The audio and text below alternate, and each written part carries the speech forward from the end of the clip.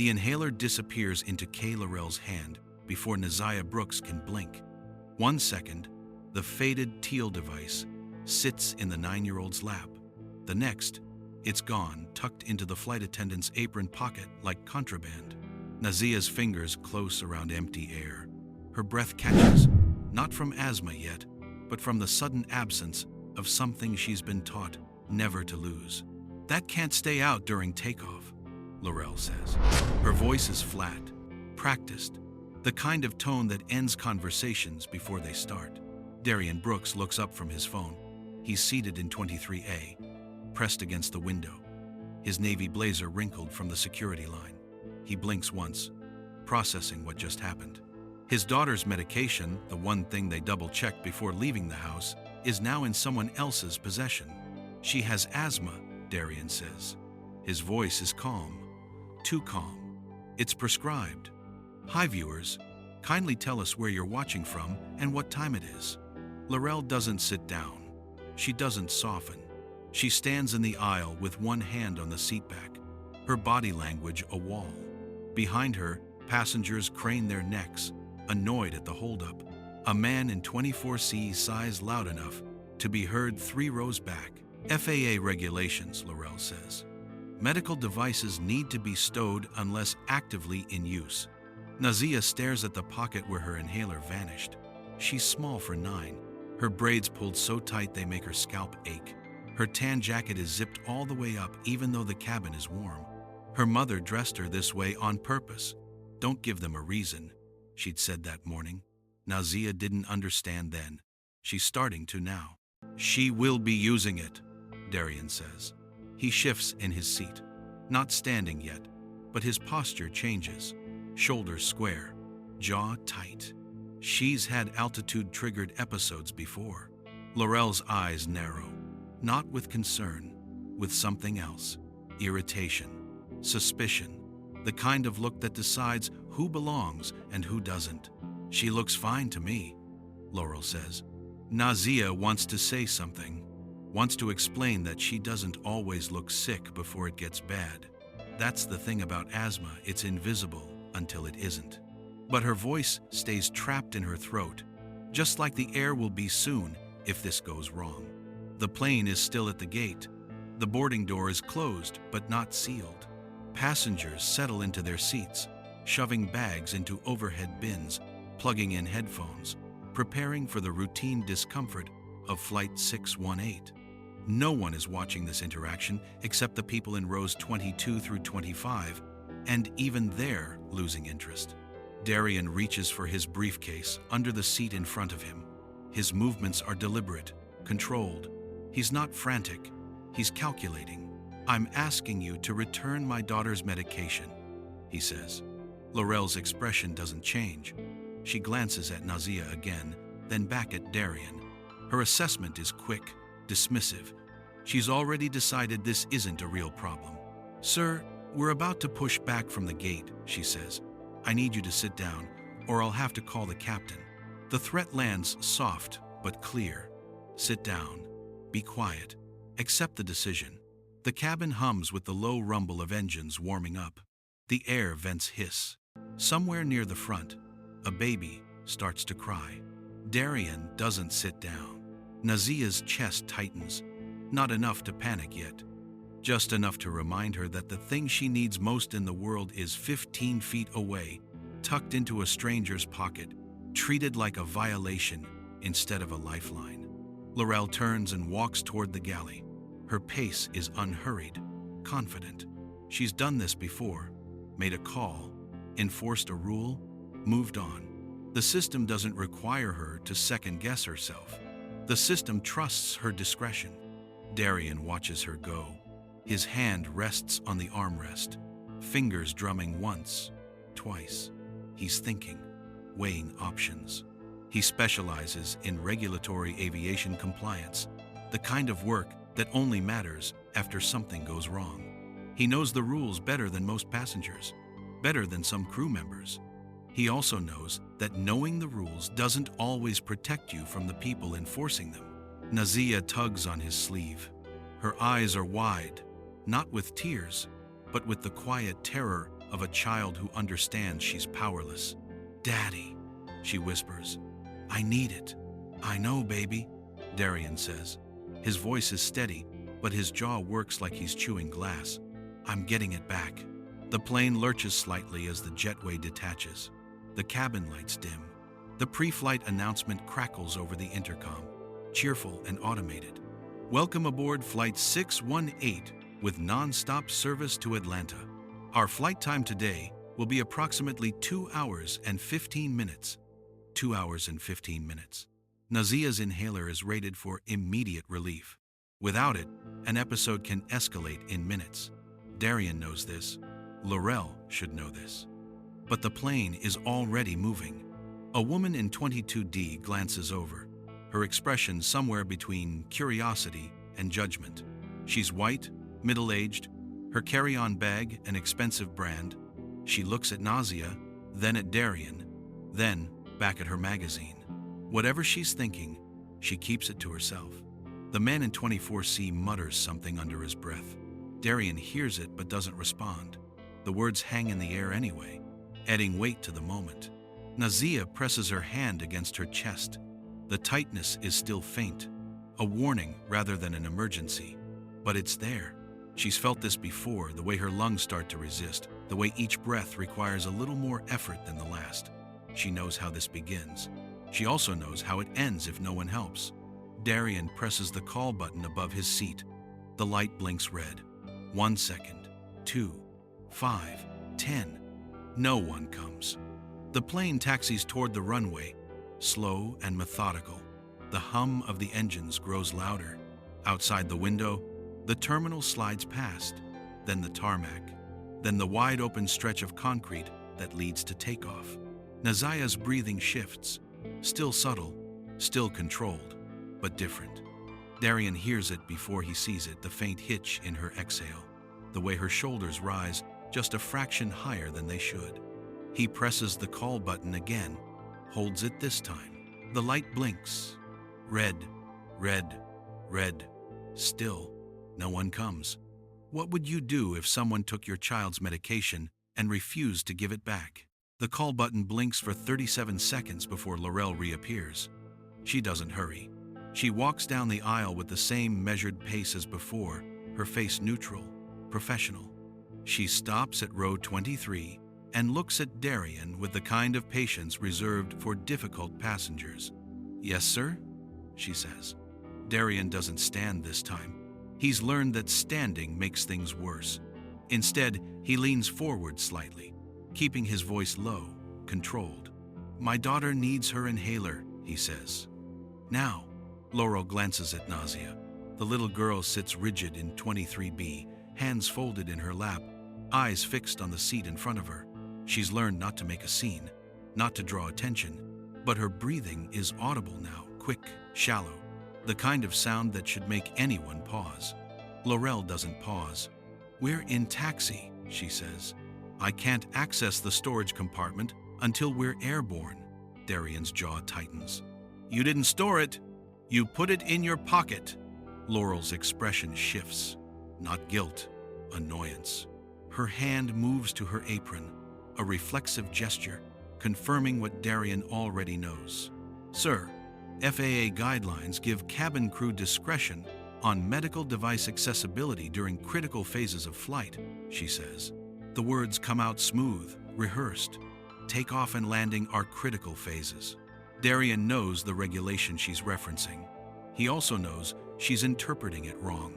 FAA guidelines allow for medical devices to remain accessible if a passenger has a documented condition. Asthma qualifies, a prescribed inhaler qualifies, but discretion is a funny word. It means the rule bends depending on who's holding it. She has a documented condition, Darian says. Her inhaler is prescribed. It's not optional. Laurel crosses her arms. The gesture is subtle but clear.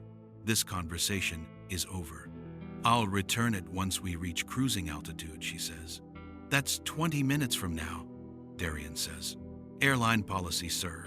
Nazia's hand moves to her throat, not dramatically, not for show, just a small, instinctive motion, the kind a child makes when breathing starts to feel like work. Darian sees it. Laurel doesn't. Or she does, and she's decided it doesn't matter yet. The plane reaches the end of the taxiway and pauses. The engines roar louder, building thrust. In a few seconds, they'll accelerate. In a few minutes, they'll be airborne. The inhaler will still be in Laurel's pocket. Darian pulls out his phone. He opens the Notes app and starts typing. Date, time, flight number, seat assignments, employee name from the name tag. He doesn't look up while he types. Doesn't explain. Laurel watches him for a moment, then turns and walks back toward the galley. Nazia leans closer to her father. Her voice is barely a whisper. Daddy, it's getting tight. Darian puts his phone down. He reaches over and takes her hand. It's small, cold, trembling. I know, baby, he says. We're going to fix this. The plane jolts forward. The acceleration is sudden, forceful. Passengers lean back in their seats. Phones disappear into pockets. The cabin quiets. Outside, the runway blurs past. The nose lifts. The wheels leave the ground. Nazia closes her eyes. Her chest rises and falls faster now. Still not an emergency. Not yet, but close. A man across the aisle, row 23D, looks over. He's older, white, wearing a golf shirt and khakis. He watches Nazia for a moment, then leans toward his wife. Kids shouldn't fly if they're sick, he says. He doesn't whisper. He says it loud enough for Darian to hear, loud enough for Nazia to hear. Darian's hand tightens around his daughter's. He doesn't respond, doesn't look over, but the words land anyway, adding another layer to the moment. The plane climbs. The cabin pressure shifts. Nazia's ears pop. Her breathing gets worse. Darian presses the call button again. This time, a different flight attendant appears. Younger, male. His name tag reads J. Mitchell. He stops at row 23 and smiles, genuine, kind. Everything okay? He asks. My daughter has asthma, Darian says. Her inhaler was taken during boarding. She needs it back. Mitchell's smile fades. He glances toward the galley, then back at Darian. Taken, he says. By who? Laurel, Darian says. She said it was FAA policy. Mitchell hesitates. He's newer to this, less certain. He can feel the tension but doesn't know how to navigate it yet. Let me check with her, he says. He walks toward the front. Darian watches him go. Nazia leans her head against her father's shoulder.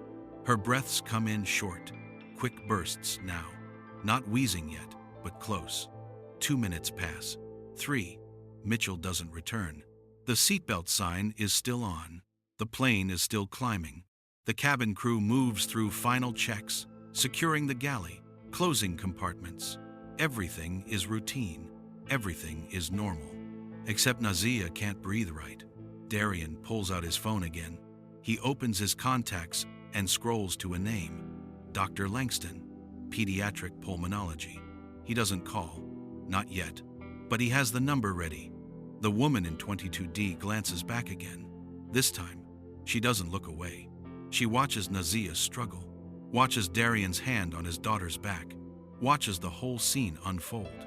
Her expression is hard to read. Concern? Curiosity? Judgment? She doesn't say anything. No one does. The plane levels off. The seatbelt sign stays on. The captain's voice crackles over the intercom, smooth and unbothered. Flight attendants, please prepare for service. Mitchell finally reappears. He stops at row 23, and this time, his expression is apologetic. I talked to Laurel, he says quietly. She said she'll bring it to you once we reach cruising altitude. We're at cruising altitude, Darian says.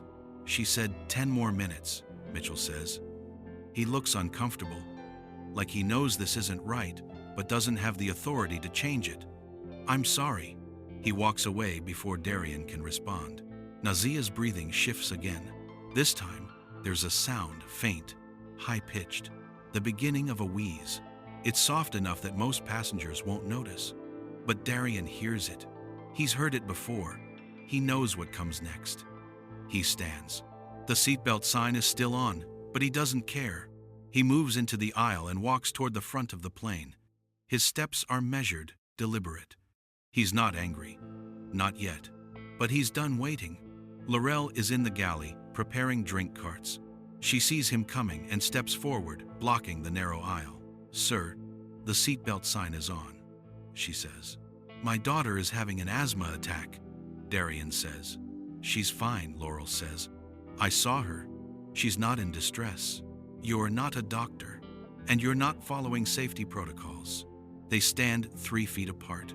The cabin hums around them. Passengers in the front rows watch, uncertain whether this is a problem or just an inconvenience. Darian reaches into his jacket pocket and pulls out a laminated card. It's small, the size of a credit card, with a federal seal in the corner.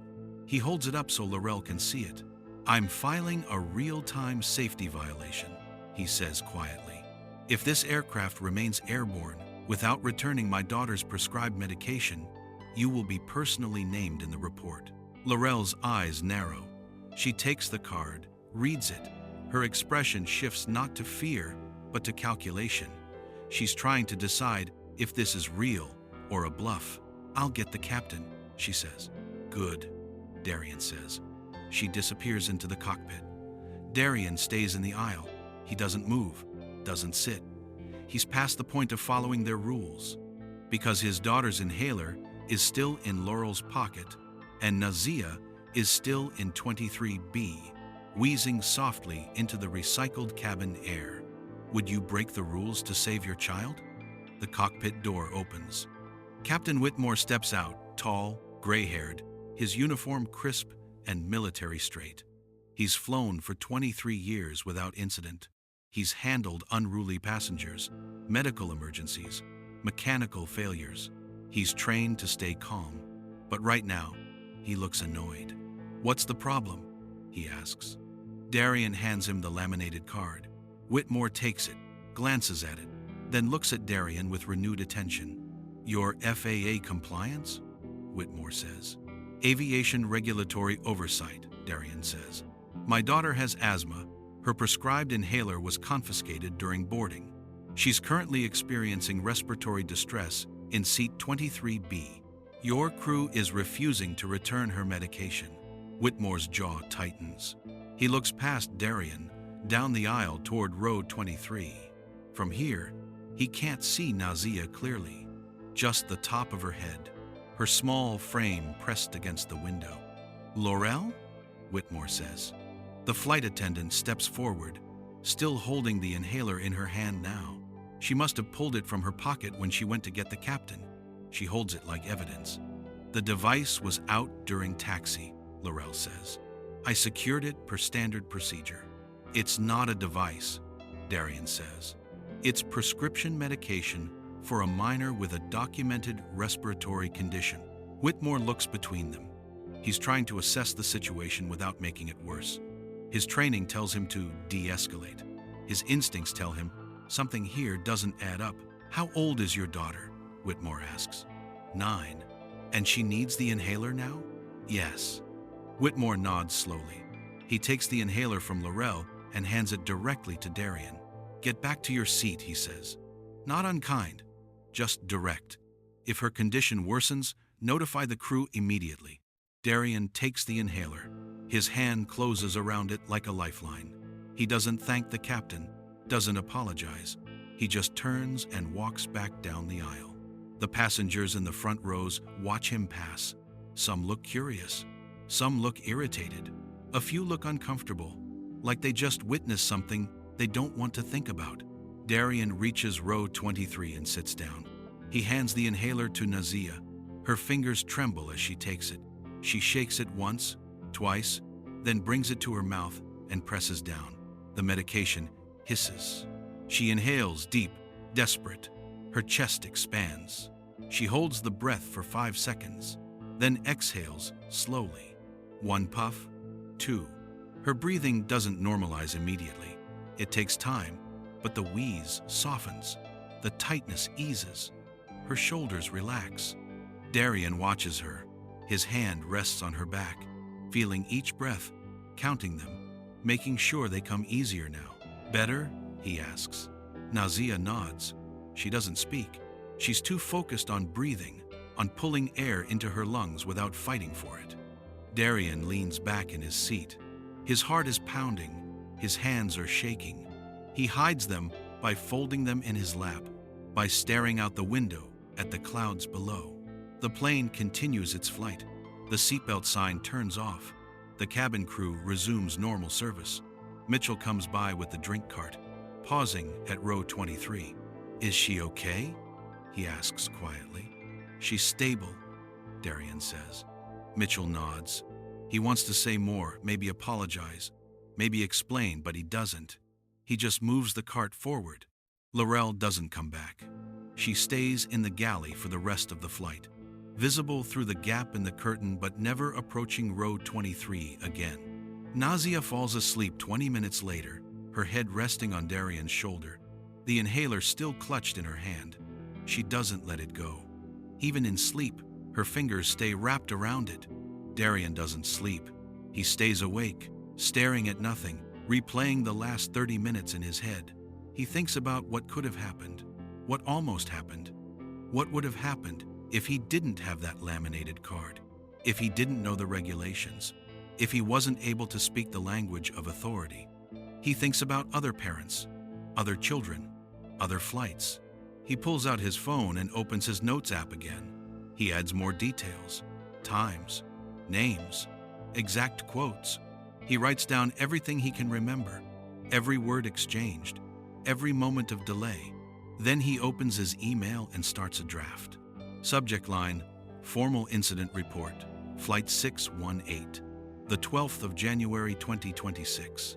He doesn't send it yet, but he writes it, carefully, precisely, the way he's been trained to document safety violations. Because this wasn't just about Nazia. This was about a system that let someone take a child's medication and call it policy. The plane descends. The cabin pressure shifts again. Nazia wakes up, groggy and disoriented. She looks at the inhaler in her hand, then at her father. "We're landing?" she asks. "Almost," Darian says. She nods and closes her eyes again. Darian keeps his hand on her back, feeling her breathe steady now, normal, safe. The wheels touch down. The plane brakes hard. The cabin fills with the usual sounds, overhead bins opening, seatbelts clicking, phones powering on. Passengers stand, stretch, gather their belongings. The man from 23D glances over at Nazia one more time, his expression unreadable. Then he grabs his bag and moves toward the aisle. Darian waits until the cabin is mostly empty before standing. Nazia follows, still holding her inhaler. They walk down the aisle together. Laurel is at the front, standing by the exit, offering polite goodbyes to departing passengers. When Darian reaches her, she doesn't smile, doesn't speak. She just steps aside and lets them pass. Darian pauses at the threshold. He looks at her, not with anger, but with something colder, recognition. "I'll be filing a report," he says quietly. Laurel's face doesn't change. "That's your right, and will, sir." Darian nods and walks off the plane. Nazia follows, her small hand in his. They step into the jetway. The air is cooler here, less stale. Nazia takes a deep breath, easy, effortless, and smiles up at her father. "I'm okay, Daddy," she says. "I know, baby," Darian says. But he's not okay. Not yet. Because he knows this isn't over. What happens when the plane lands, but the fight hasn't even started? 3 days later, Darian sits in his home office, staring at a computer screen filled with FAA regulations. The house is quiet. Nazia is at school. His wife, Simone, is at work. He should be working too. He has reports due, client calls scheduled, but he can't focus. He keeps replaying the flight, the way Laurel's hand moved so casually into her pocket, the way Nazia's breathing changed, the way other passengers looked away. He's filed the incident report, sent it to the airline safety division, copied the FAA regional office, documented everything with timestamps and witness accounts. He's done this kind of work before: formal complaints, regulatory audits, safety violations. but never for his own daughter. His phone buzzes. An email. Subject line: Re-incident report. Flight 618. He opens it. The response is from the airline's customer relations department. Not safety, not compliance, customer relations. Dear Mr. Brooks, thank you for bringing your concerns to our attention. We take all passenger feedback seriously. Our records indicate that your daughter's medical device was temporarily secured during a critical phase of flight in accordance with standard safety protocols. Our crew acted within established guidelines to ensure the safety of all passengers. We apologize for any inconvenience this may have caused. As a gesture of goodwill, we would like to offer you a $200 travel voucher for future flights. Sincerely, Customer Experience Team. Darian reads it twice. Then he closes the email and opens his contacts. He calls a number he hasn't used in years. It rings 3 times before someone answers. Trevon Michaels. Trevon, it's Darian Brooks. There's a pause, then recognition. Darian, man, it's been a minute. You still doing compliance work? Yeah. Listen, I need to talk to you about something. Off the record. Another pause. Longer this time. What kind of something? Darian tells him. Everything. The flight. The inhaler. The response from the airline. Trevon listens without interrupting. He's an investigator with the FAA Civil Rights Division, the department that handles discrimination complaints in aviation. When Darian finishes, Trevon exhales slowly. You filed the incident report already?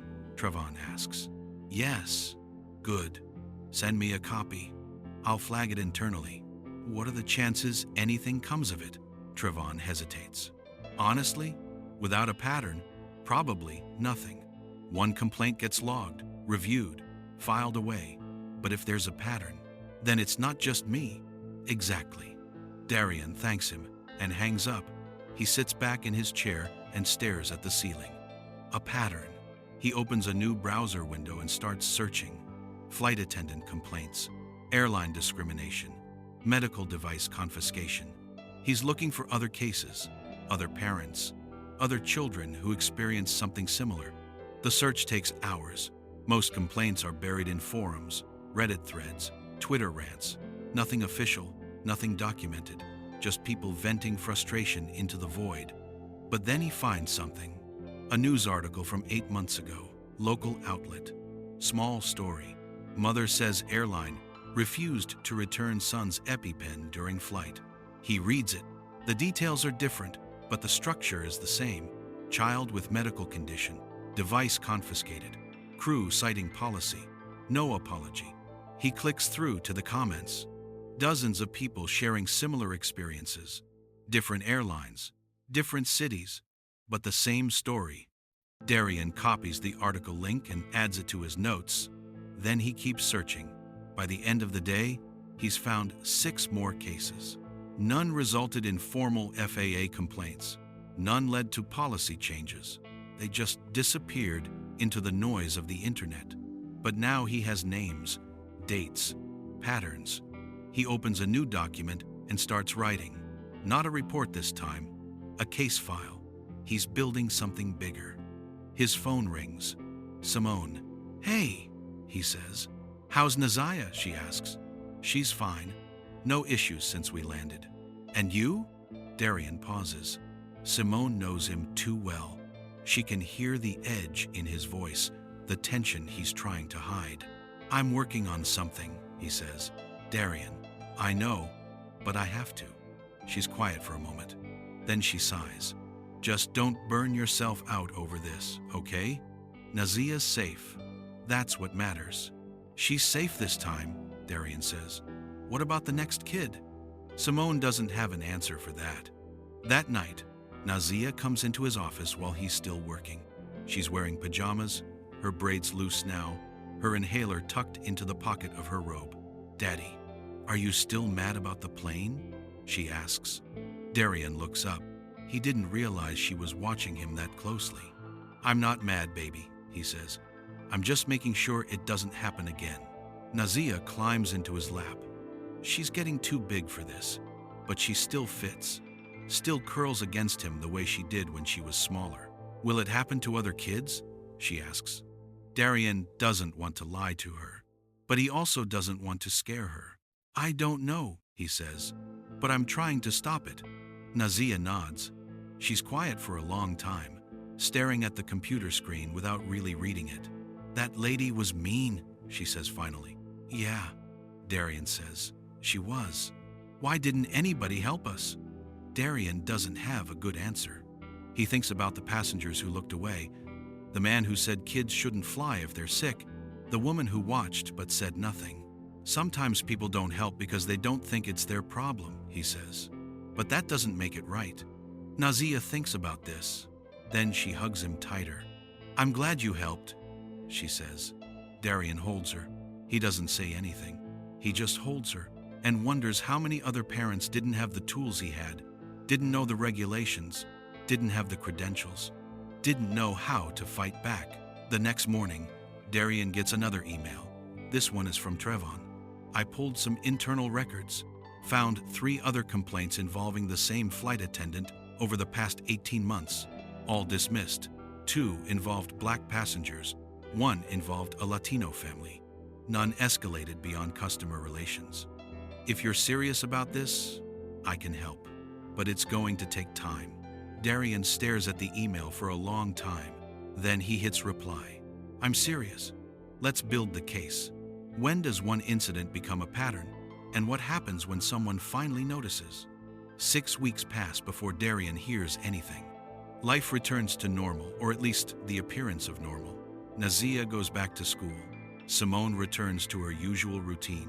Darian buries himself in work, client meetings, compliance audits. But in the gaps between tasks, he's still building the case. He compiles reports, cross-references flight numbers, tracks crew assignments. He reaches out to 2 of the families Trevon identified carefully, respectfully, explaining who he is and what he's trying to do. One family doesn't respond. The other does. Her name is Camila Reyes. Her son, Diego, is 7. He has severe food allergies. On a flight 9 months ago, a flight attendant confiscated his EpiPen because it wasn't in its original packaging. By the time Camila convinced the crew to return it, Diego's throat was swelling. They made an emergency landing. Diego survived, barely. Camila never filed a formal complaint. She didn't know how. She didn't think anyone would listen. Darian listens. He adds her story to the file. He gets her permission to include it in his report. She signs a witness statement. She gives him dates, times, flight numbers. Then she asks, "Do you really think anything will change?" Darian doesn't lie. "I don't know," he says, "but I'm going to try." 2 weeks later, Trevon calls. "I got the green light," he says. FAA is opening an official inquiry. They're auditing the airline's medical device policies and reviewing crew training protocols. Darian exhales. It's the first real movement he's seen. What does that mean? He asks. It means they're taking it seriously.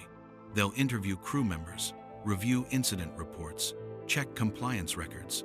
If they find what we think they'll find, there'll be consequences. What kind of consequences? Policy changes, retraining, maybe fines.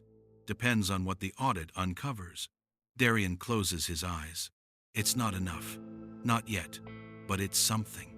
What about Laurel? He asks. Trevon hesitates.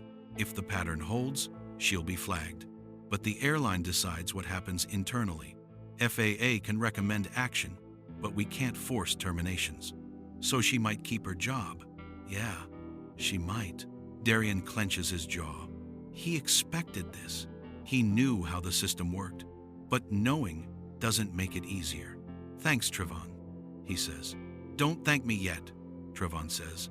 This is going to take months, maybe longer, and there's no guarantee it ends the way you want. I know. They hang up. Darian sits in his office, staring at the case file on his desk.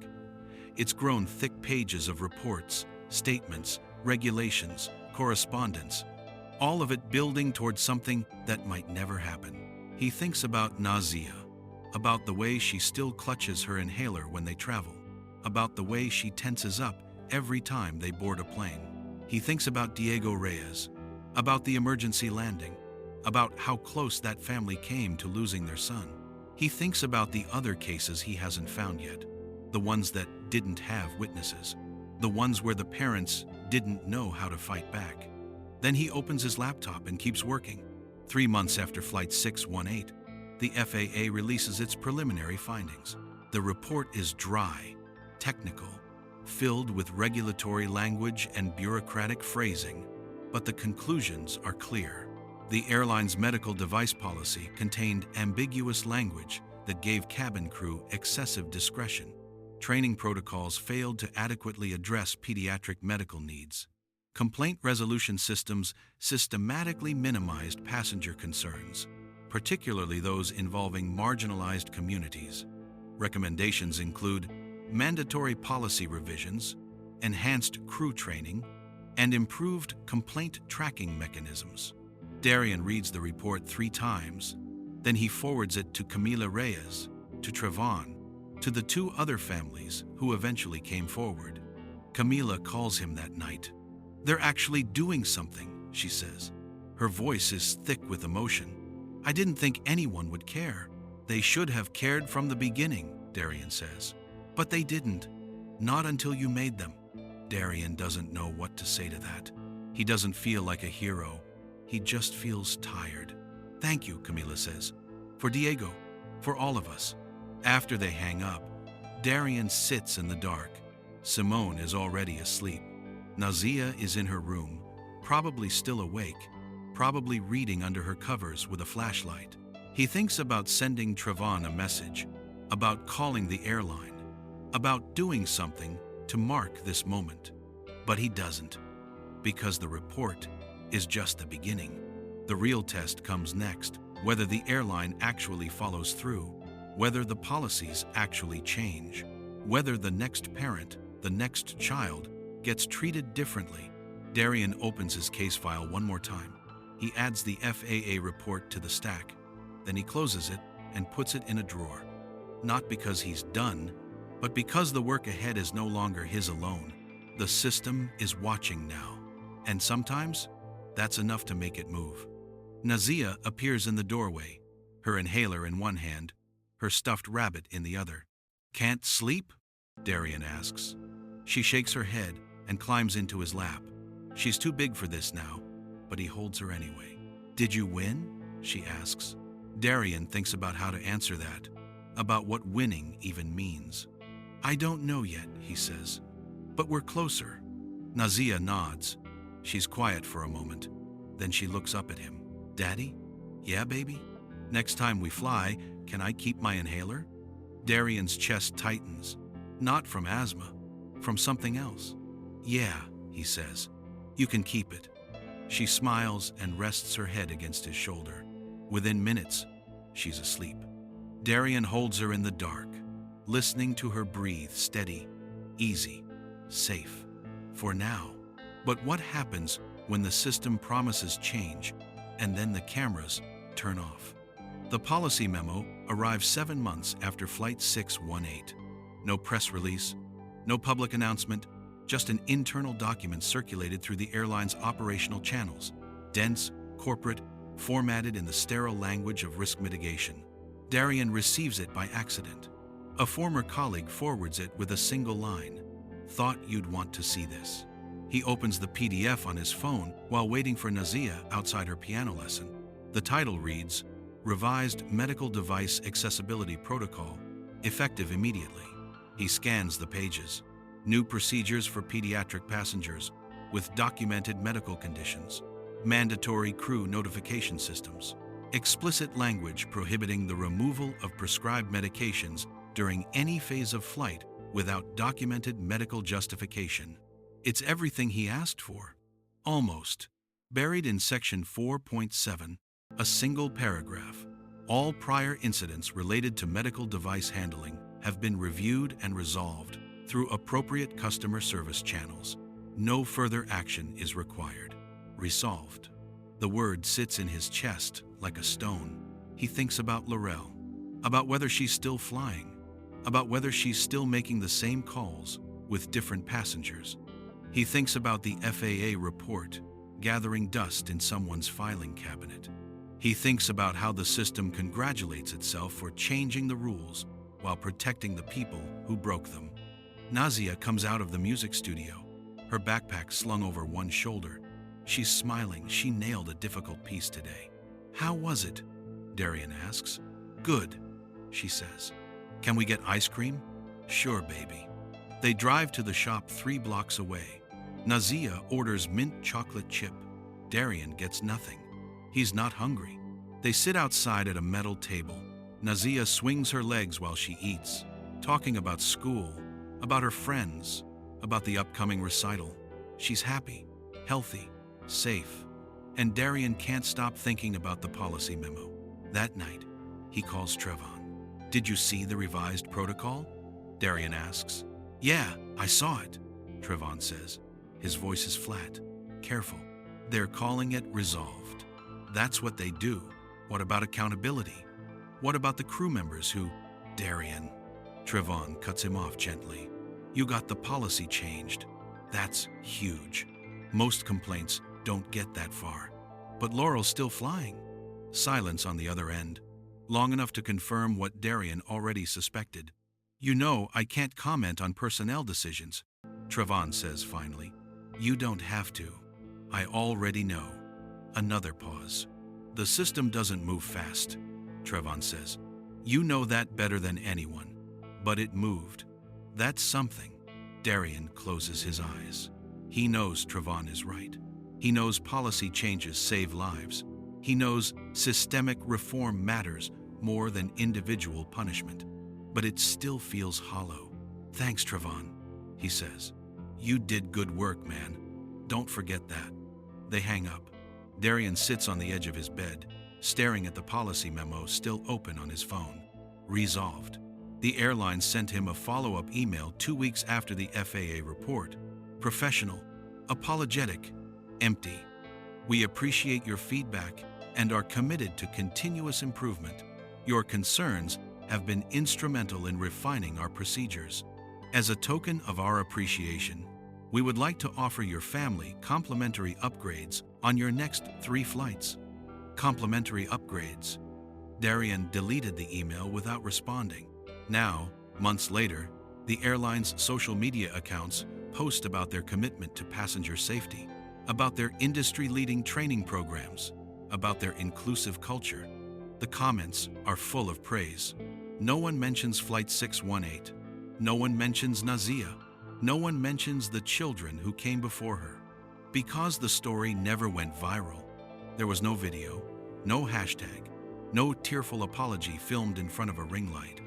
Just paperwork, procedures, policies, quietly rewritten in boardrooms far from the cabin of Flight 618. Darian opens his case file one last time.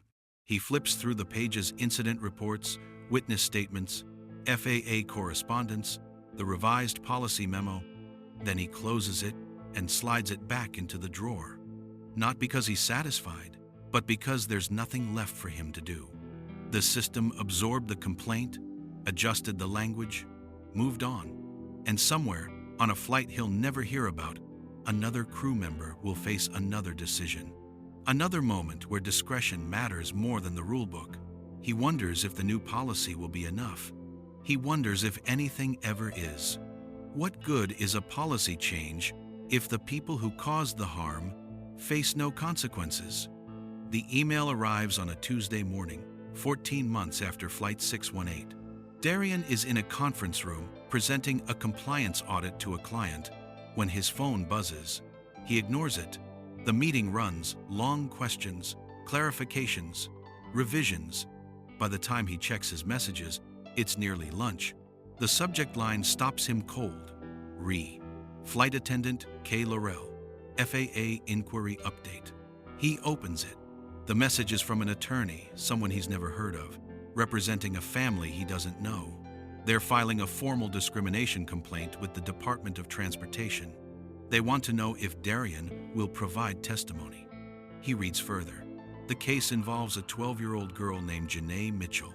type 1 diabetes. On a flight 6 months ago, 10 months after the policy change, her insulin pump was confiscated by a flight attendant who claimed it violated security protocols. The flight attendant's name was Kay Laurel. Janae's blood sugar spiked to dangerous levels. Her mother begged for the device back. Laurel refused until the captain intervened. By then, Janae was shaking, disoriented, on the edge of a diabetic emergency. The family filed a complaint immediately. The airline dismissed it, called it a misunderstanding. But Janae's mother is a paralegal. She knows how to fight. She found other cases, found Darian's name buried in FAA records, tracked him down through professional networks. Now she wants his help. Darian reads the email 3 times. Then he closes his laptop and walks to his car. He drives without destination, just needing to move, needing to process what he just read. The policy changed. The training was supposed to improve. The system was supposed to protect the next child. But Laurel was still flying, still making the same calls, still treating prescribed medical devices like contraband. And the airline protected her.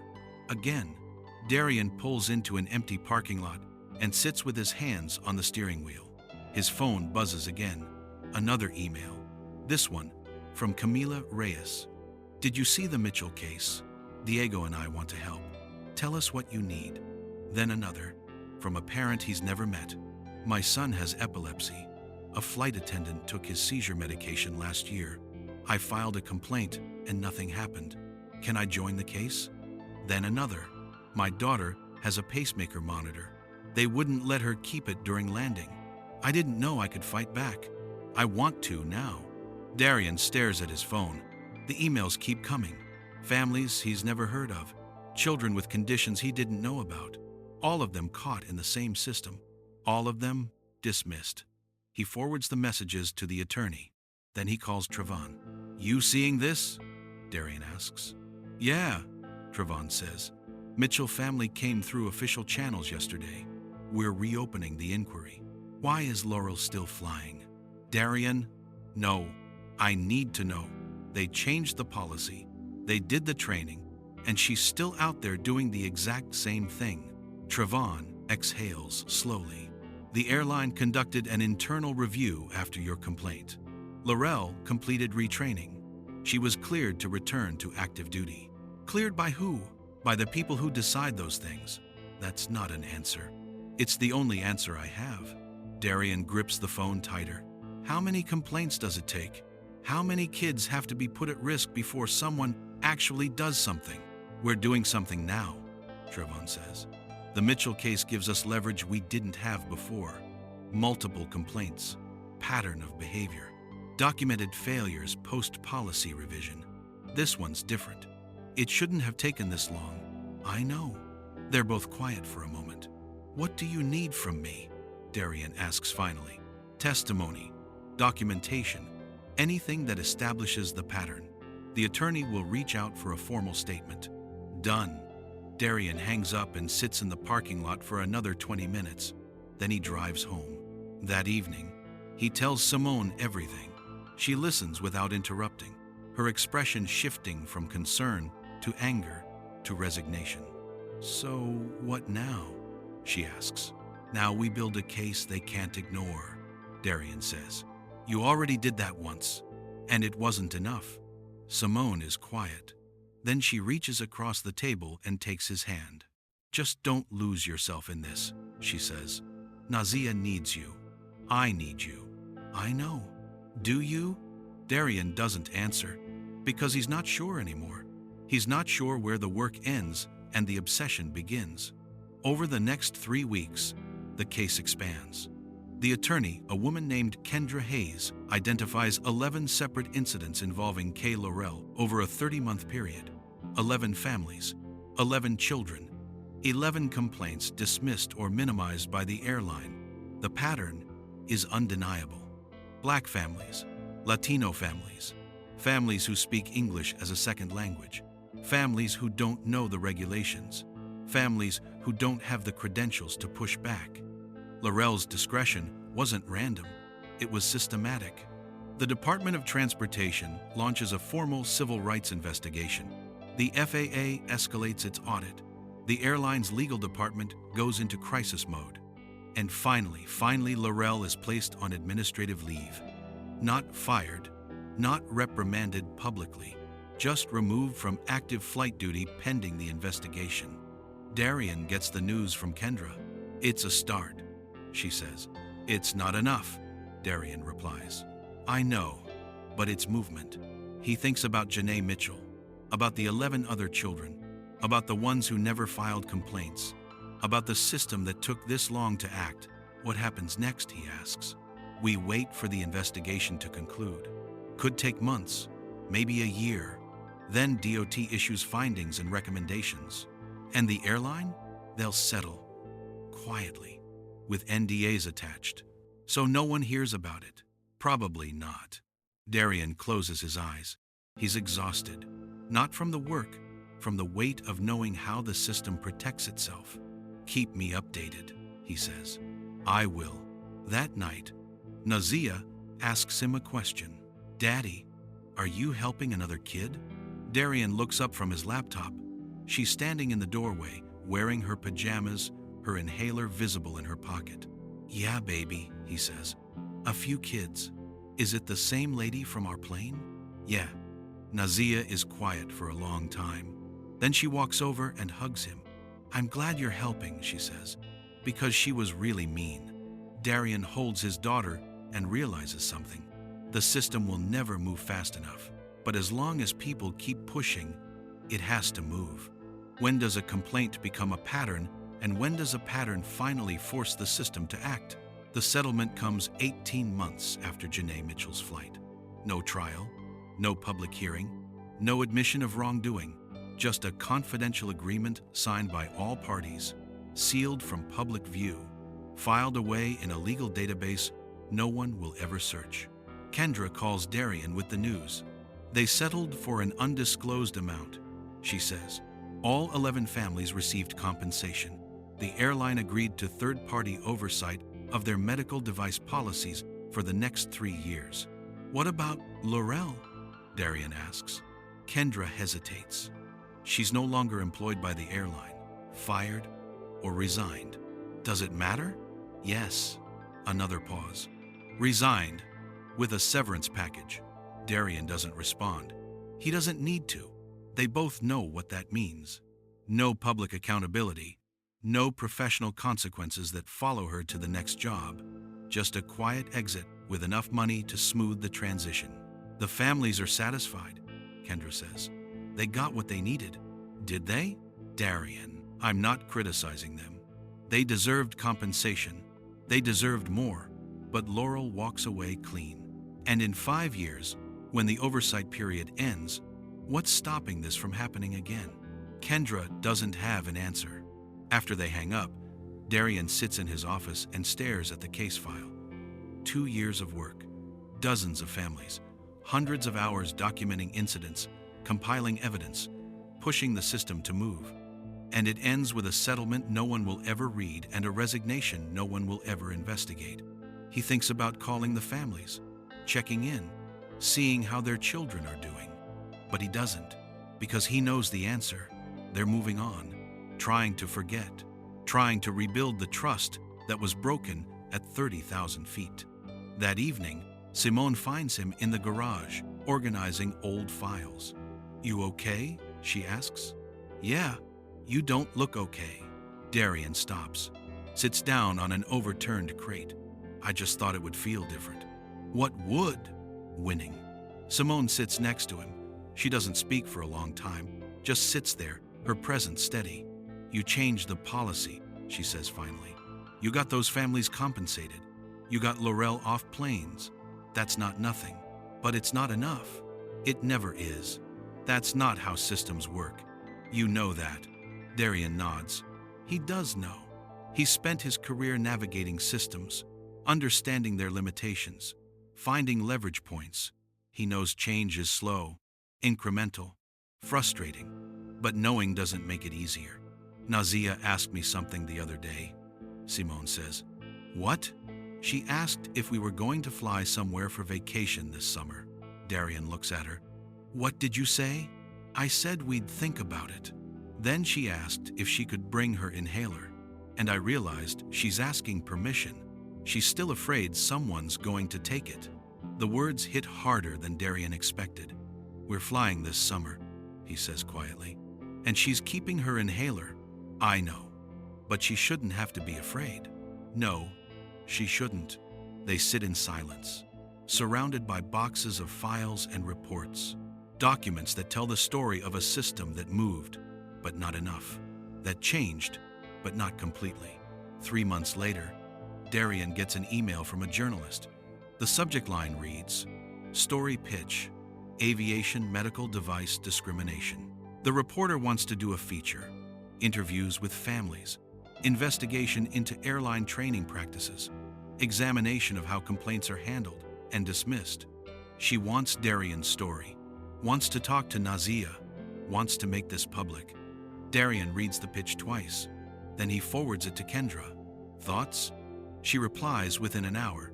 The NDAs prohibit the families from participating. But you're not bound by those agreements. Your choice. Darian stares at the screen. He thinks about Nazia, about protecting her from reliving that day, about shielding her from public scrutiny. He thinks about the journalist's final line. If we don't tell these stories, they stay buried. And if they stay buried, nothing changes. He drafts 3 different responses, deletes all of them. Then he closes his laptop and goes to find his daughter. Nazia is in the backyard, practicing her piano piece on a keyboard set up on the patio. She's gotten good, really good. She plays without sheet music now, her fingers confident on the keys. Darian sits on the steps and listens. When she finishes, he claps. That was beautiful, baby. Nazia grins. I've been practicing, I can tell. She closes the keyboard and sits next to him. For a while, they just watch the sky. It's late afternoon, the lights soft and golden. Daddy? Nazia says. Yeah? Do you think that lady is still being mean to kids? Darian considers lying, considers protecting her from the complexity of adult systems and failures. But she's too smart for that. No, he says. She's not flying anymore. Good. But there might be other people who do the same thing. Nazia thinks about this. Are you going to stop them too? I'm trying. She leans against him. I think you're good at it. Darian wraps his arm around her. Thanks, baby. That night, he emails the journalist back. I'll do the interview, but my daughter stays out of it. This is my story, not hers. The feature runs 3 months later. It's thorough, damning, impossible to ignore. It names the airline, references the settlement without violating NDAs, quotes Darian extensively. The response is immediate. Social media explodes. Other families come forward. Airlines scramble to release statements about their commitment to passenger safety. Advocacy groups demand congressional oversight. For 2 weeks, the story is everywhere. Then it fades, replaced by the next crisis, the next outrage, the next story that demands attention. But the policies stay changed. The oversight remains in place. The training protocols are revised again. And Darian receives messages, dozens of them from parents thanking him for speaking up, for fighting, for making their children safer. He reads every one, doesn't respond to most, just reads them and adds them to a folder he keeps for the days when he wonders if any of it mattered.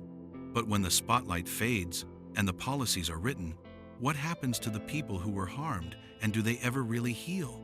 Nazia is 11 when they fly again.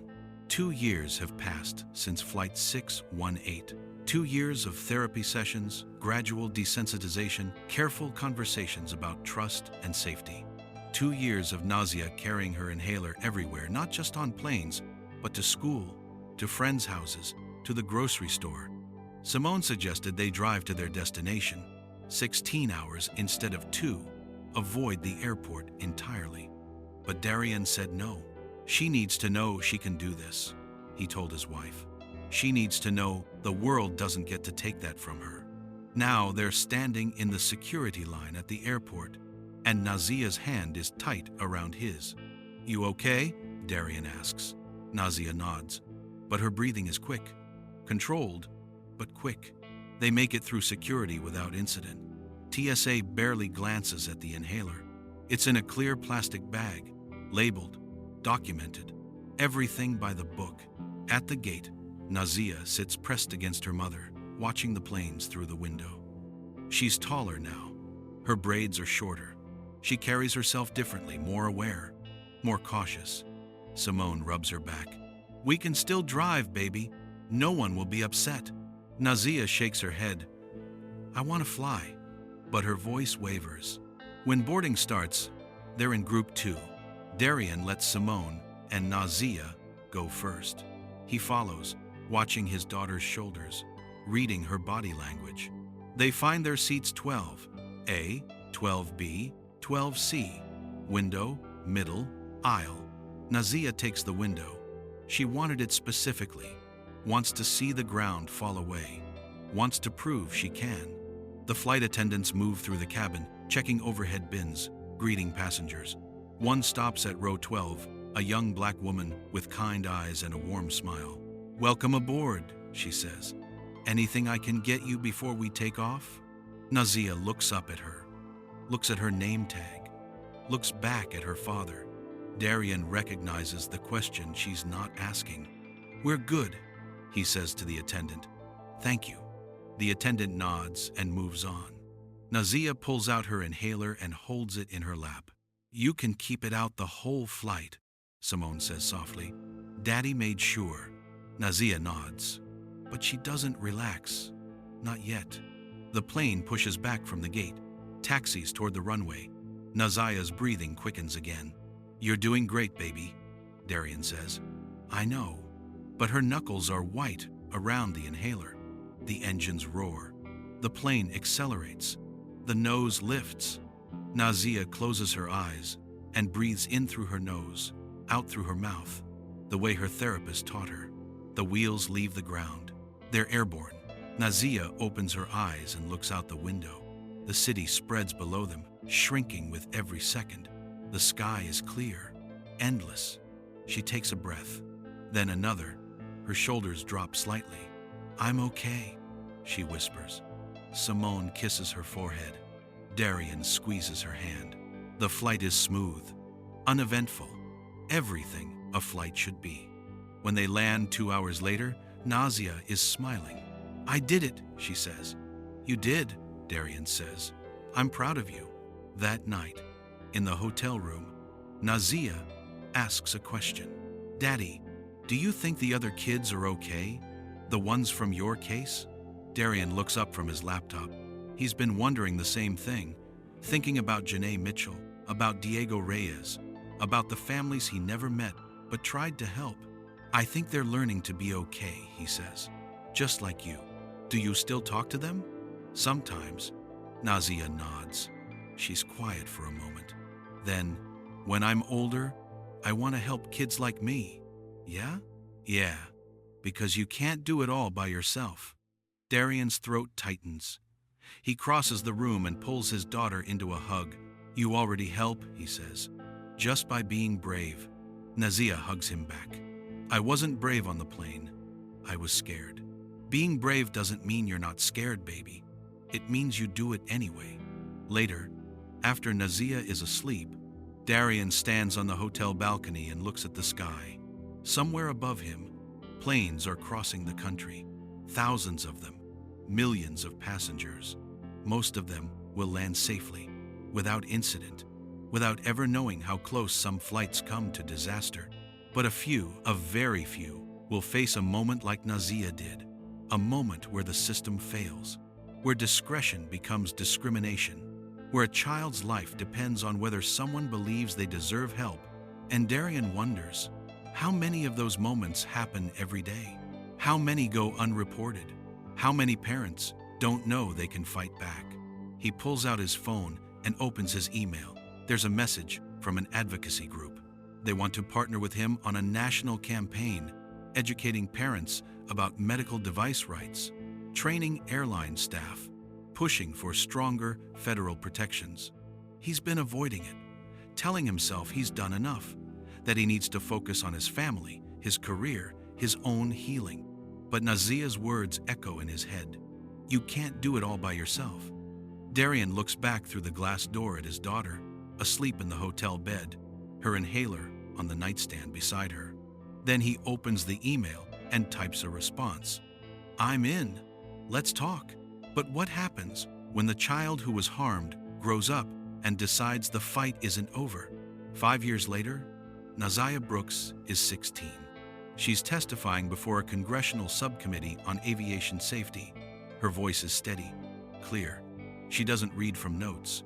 I was 9 years old when a flight attendant took my inhaler and refused to return it, she says. I couldn't breathe. My father had to threaten to file a federal violation just to get my medication back. I should have died that day. I didn't because my dad knew the system, but most parents don't. The room is silent.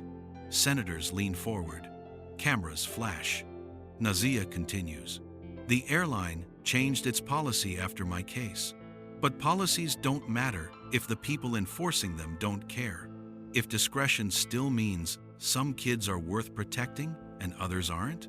If the system punishes the families who fight back instead of the people who caused harm? She pauses, takes a breath, not from asthma, just for emphasis. I'm here today because I can be, because I survived. But how many kids didn't? How many families gave up because they didn't know they had rights? We can do better. We have to do better. When she finishes, the room erupts in applause. Darian watches from the gallery, his chest tight with pride and pain. His daughter survived, but she shouldn't have had to fight this hard to be believed. After the hearing, reporters swarm. Nazia handles them with the poise of someone twice her age. She's been doing this for 3 years now, speaking at conferences, writing op-eds, partnering with advocacy groups. She's become the face of a movement she never asked to join. That evening, back at their hotel, Nazia collapses on the couch. I'm exhausted, she says. You did amazing, Simone says. Do you think it'll change anything? Darian sits next to her. I don't know, but they're listening now. That's more than we had 5 years ago. Nazia nods. She's learned to measure progress in inches, not miles. Learned that systemic change is slow, painful, never as satisfying as it should be. But she keeps showing up anyway. Later that night, Darian gets a text from Trevin. Your daughter's testimony is all over the news. The subcommittee is drafting new legislation. This might actually happen. Darian reads it twice. Then he shows it to Nazia. Might, she says, reading the word carefully. Not will. Might is better than nothing. Nazia smiles, tired but genuine. Yeah, it is. 3 months later, the Aviation Medical Rights Act passes with bipartisan support. It mandates federal oversight of airline medical device policies, requires annual audits, establishes a complaint database accessible to the public, protects passengers from retaliation, creates real consequences for violations. It's not perfect, but it's enforceable. The bill is named after Janae Mitchell, whose case started the second investigation. But Nazia is at the signing ceremony. So is Darian. So are a dozen other families who fought for years to be heard. When the president hands Nazia the signing pen, she doesn't cry. She just holds it and thinks about the 9-year-old girl in seat 23B who couldn't breathe. That girl would be proud. Months pass, then years. Nazia goes to college, studies public policy, continues her advocacy work, but on her own terms now. She flies regularly, no longer afraid, but never forgetting. She keeps her inhaler in a bright yellow case. Impossible to miss, impossible to ignore. And every time she boards a plane, she watches the other passengers, looks for the families with young children, the ones clutching EpiPens and insulin pumps and inhalers. Most of the time, everything is fine. But once, just once, she sees a flight attendant reach for a child's medical device.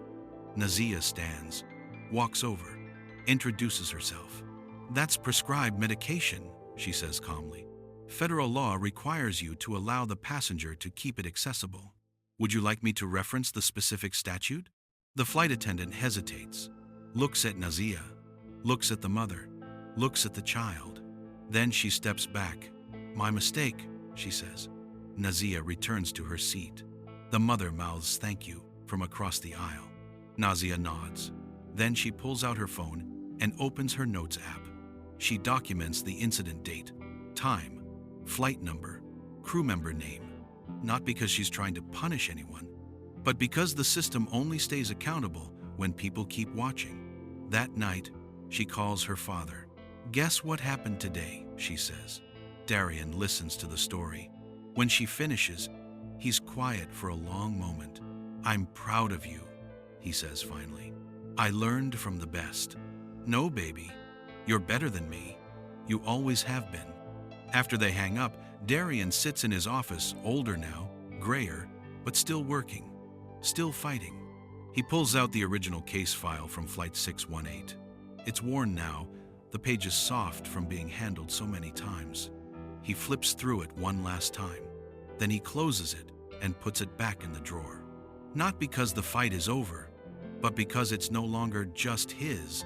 Somewhere, on a plane crossing the country, a child breathes easy. Their inhaler sits within reach. Their parent doesn't have to beg. The system works the way it should have from the beginning. Not every time, not perfectly, but more often than before, and that finally feels like something close to justice. The kind that doesn't make headlines. The kind that just quietly saves lives. If this story moved you, hit that subscribe button and turn on notifications, because there are more stories like this that need to be told. Stories of ordinary people forced to do extraordinary things just to protect the ones they love. Stories that remind us why we can't stop pushing for change, even when the system pushes back. Drop a comment below and tell us, have you ever had to fight a system that should have protected you? What would you have done in Darian's position? Your story might inspire someone else who's fighting their own battle right now. Because that's how change really happens, not from one viral moment, but from thousands of people refusing to accept that this is just the way things are. Share this video. Let people know that sometimes the biggest victories are the ones nobody sees, and that those victories matter just as much, maybe even more, than the ones that make the news. Thank you for watching, thank you for caring, and thank you for being part of the fight. See you in the next story.